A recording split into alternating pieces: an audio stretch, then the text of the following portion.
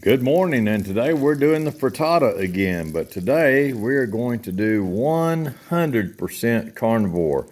We're not going to put any onions or any jalapenos, just going to be everything is going to be from an animal with the exception of just a few spices here from our Tonys.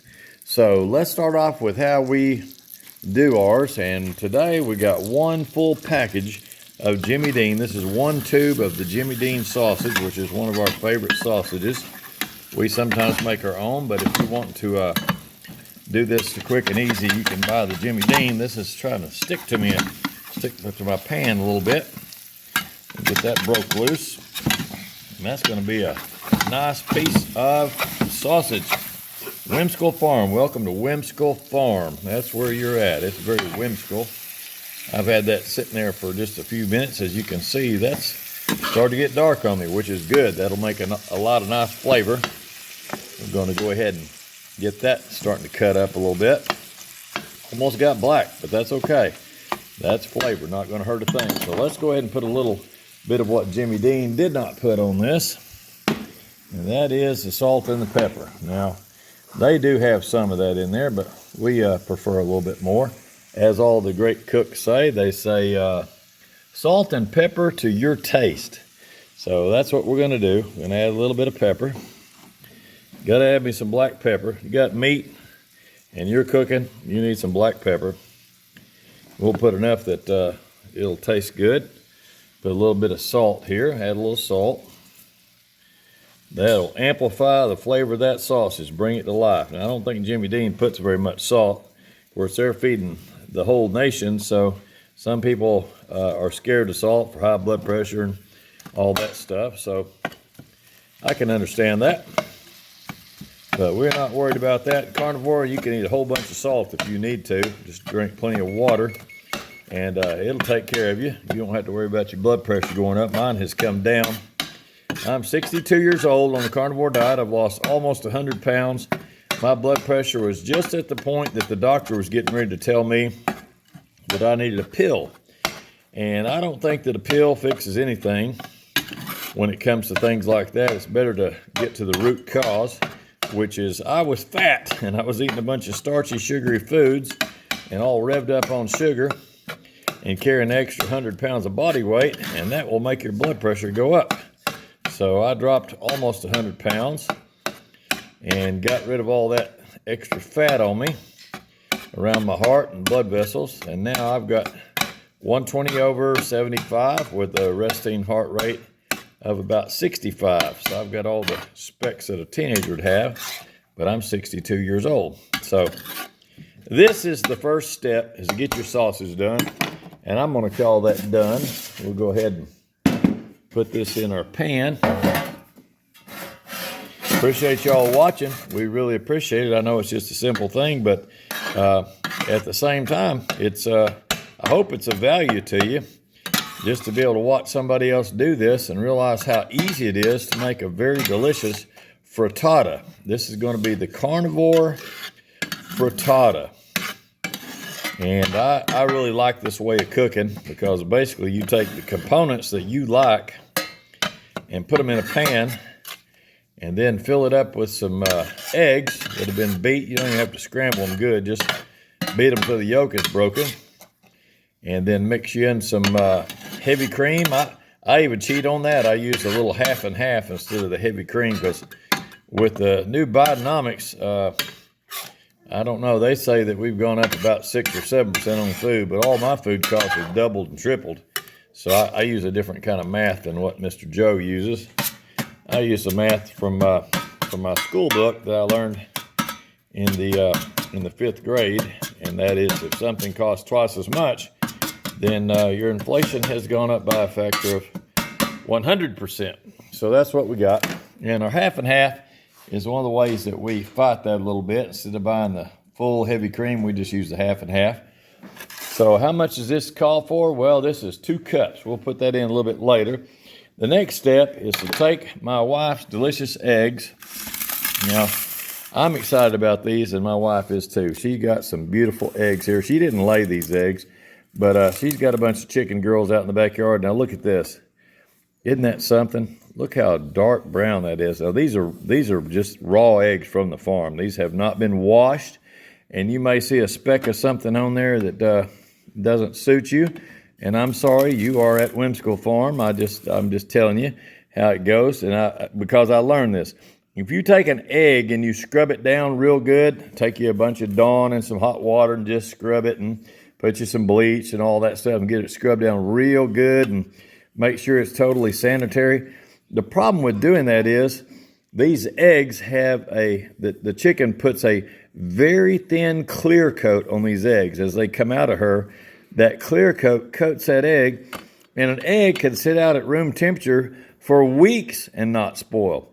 But when you wash her clear coat that came from the hen's body, you wash all that off, you leave that porous eggshell wide open to everything. Oxygen can pass through, bacteria, it can start growing all kinds of weird things. The next thing you know, you've got a spoiled egg. Look at this freckle one here.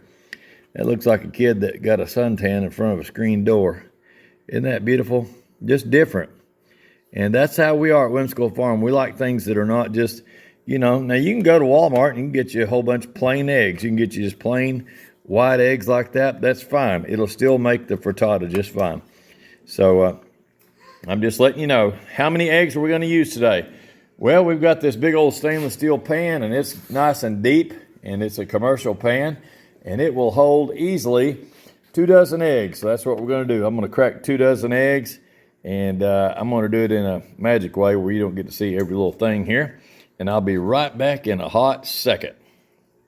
All right, and we are back here. Got the eggs all cracked. Now look at that, 24 beautiful eggs. And what I do with those is give 1 nice pinch of the pink Himalayan salt to each egg. So 24 pinches of salt and 1 to grow on.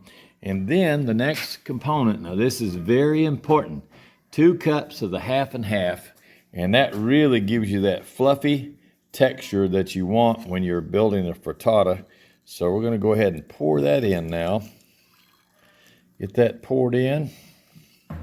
We really appreciate you coming and watching our videos. I know sometimes they're a little bit crazy. And you are on a Whimsical Farm. This is not a complete house. So if you see a stove that looks like a used stove that came off the side of the road, it's not quite as clean as your stove is at the house. I promise you, we clean it a lot. But this stuff in this house is it's a barn dominium.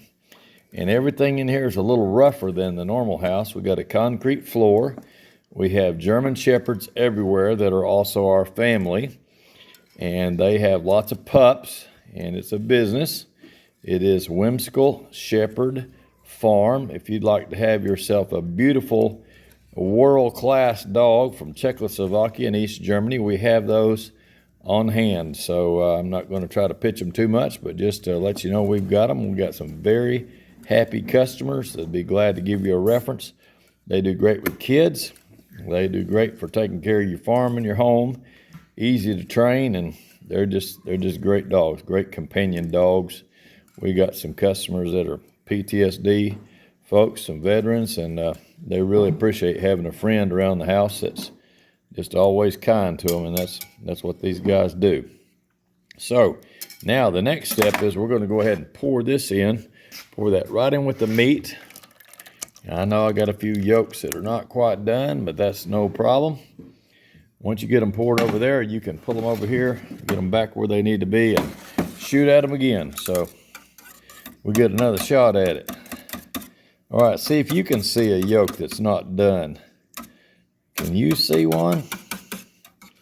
I see some dark sausage trying to get hung up. I see there's one right there for sure. So we've got our 24 eggs. We've got our 2 cups of half and half. We've got 1 full package of the Jimmy Dean sausage. We use regular today. I didn't feel like anybody wanted to be burned down. We've got a little child eating with us, so she likes it pretty mild. So just regular mild, what they call regular. Not hot, not necessarily mild, just regular Jimmy Dean. It's got a little bit of spice to it. She can handle that. So look at that. That's a nice homogenized blend.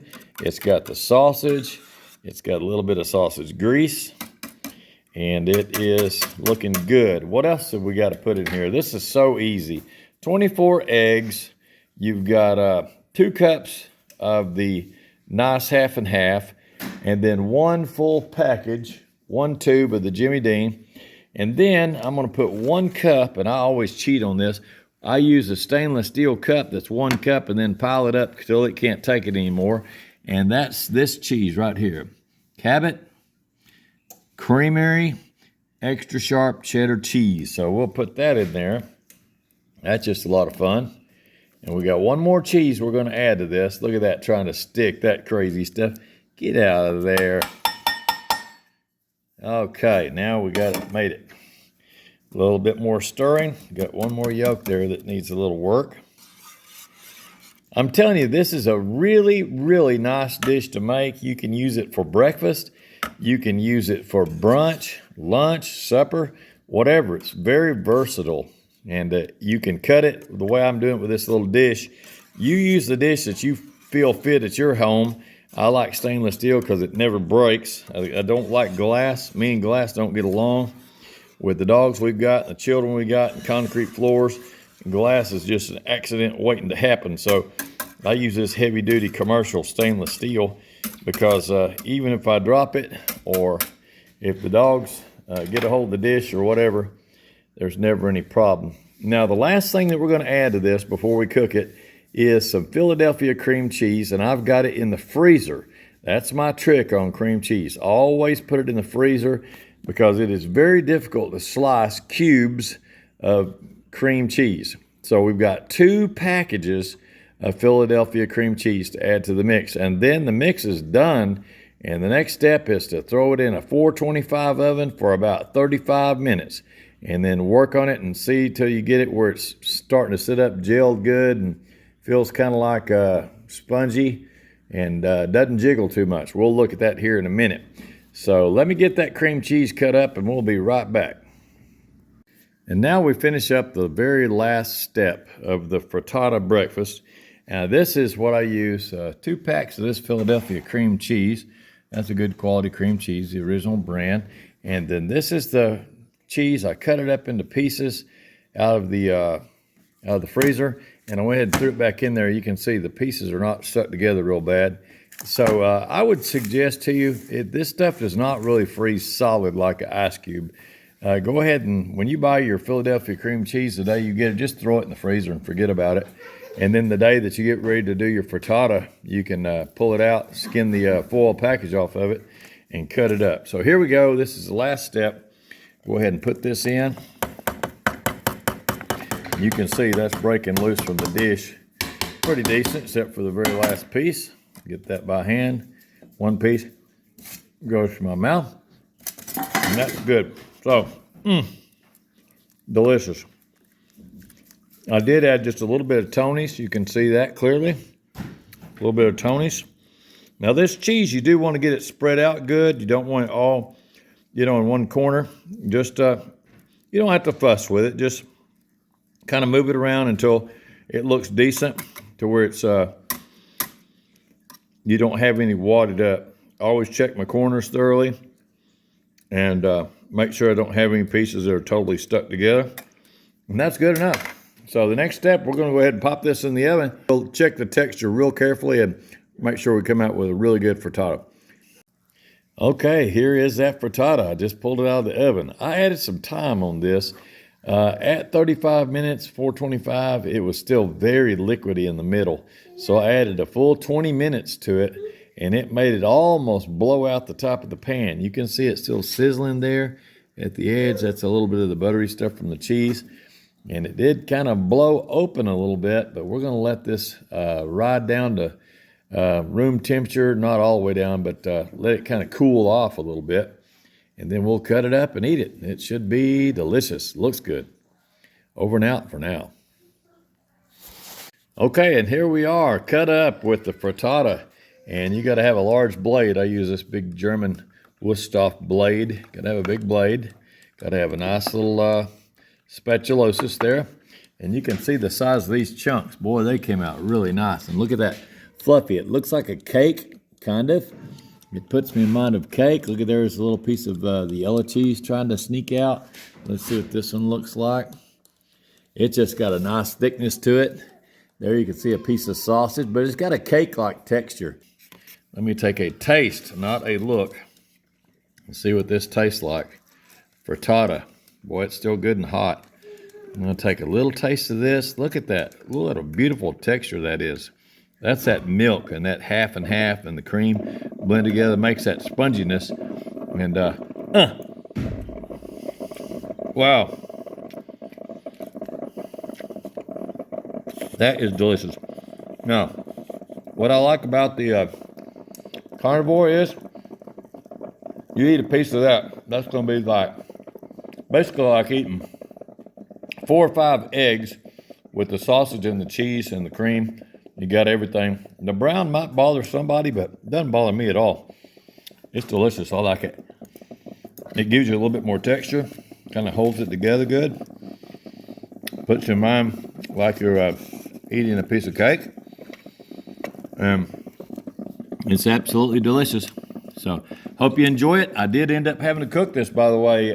My total time on this was 55 minutes. You could probably go just a little shorter than that, but the last time I did one of these, I did it 30, let's see. I did it 425 for 35 minutes. My wife added 10 minutes, and then she added 10 more minutes. So I added the 20 plus 35, 55 minutes. If you wanted to do a full hour, you could, but it was really pooching out of the pan, as you saw.